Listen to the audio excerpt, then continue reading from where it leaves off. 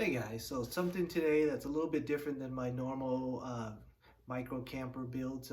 Every now and then I'll do something a little bit different like fishing or camping and I've done some guitar hacks before. But this video I wasn't planning on doing, so I actually didn't record myself building this guitar because quite frankly I thought it would be such a disaster that I would not want to share it. But as it turned out, I think I might have stumbled upon the perfect guitar for camping. And if you guys play some guitar and you go camping, you kind of know what I mean.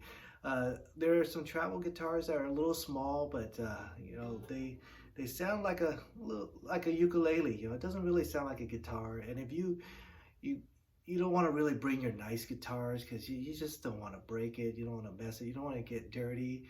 And so I experimented with a couple of little children's guitars and things like that for camping, and the only thing that doesn't sound like a ukulele is, let's say, like a baby Taylor or a little Martin. But actually, I think that's too nice for camping too. So I went out and I built this, and I built this guitar, and it's basically a tele body from a tele kit right here.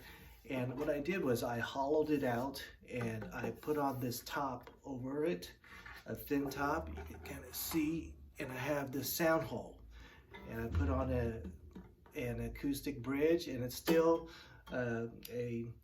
this is actually a cheap Strat copy neck that I ground down a little bit. I reshaped the headstock because it was so ugly, and I didn't really want to make it exactly like a tele, just to be a little bit different. But so it's kind of like it's between a Strat and a tele type headstock. So it's still bolt on. And what I do is I bought this top from the Home Depot, and I just kind of sanded it down, and you can see I got this this angled I don't know what you would even call this, a little thing for your arm. Makes it much more comfortable. You probably can't see with the lighting, but there's also a belly rest right here.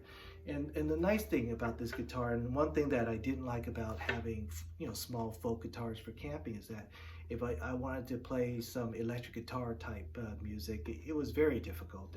And this, I could play acoustic and electric, and it's not super loud or anything like that. Let me play, but it's not quiet, that's for sure.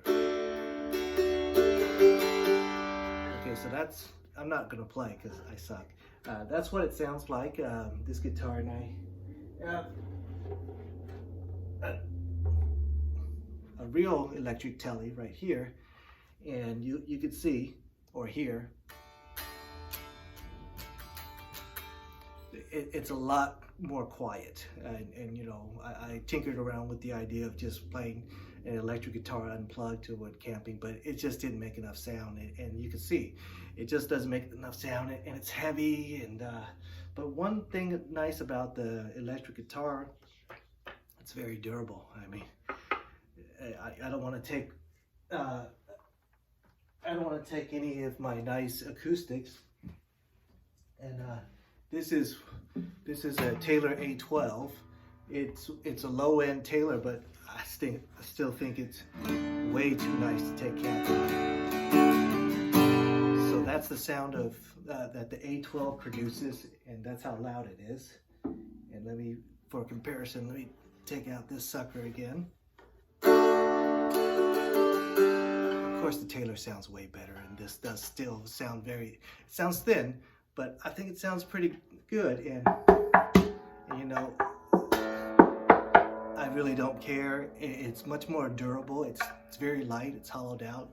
Really, the heaviest thing is the headstock, because these are electric tuners, and that's a little bit heavier than the acoustic tuners. So I think I might have found the perfect camping guitar. It's very durable. It makes a decent amount of sound, and the nice thing is that I could, when I want to practice electric guitar, I could do that with this guitar too. So if you want some details as to how I did this, I'll leave some links. But it doesn't really show you what I did because, like I said, I didn't record it. But there it is, the perfect camping guitar. And one of the reasons why I say it's a perfect camping guitar is when you're camping, you tell stories, and this guitar has some stories I could tell about how I built it and why I built it.